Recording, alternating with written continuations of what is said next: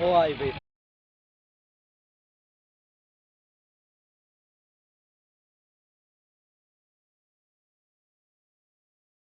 अस्सलाम वालेकुम जी दोस्तों, ये है एक छोटे भाई।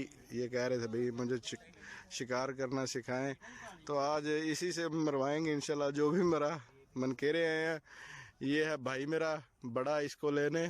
तो ये है जी डेरा शेरा बनाया हुआ। तो ये जी चेक करें दोस्तों। वीडियो अगर अच्छी लगे तो इसको लाइक और शेयर ज़रूर करना, और हमारे चैनल को सब्सक्राइब भी।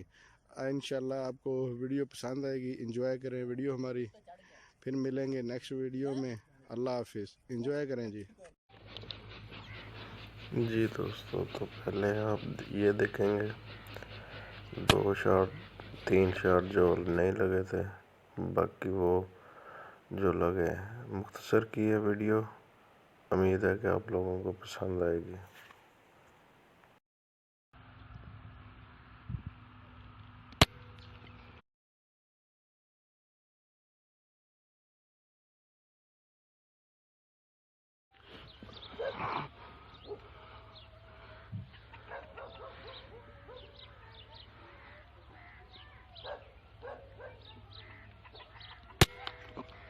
लगा।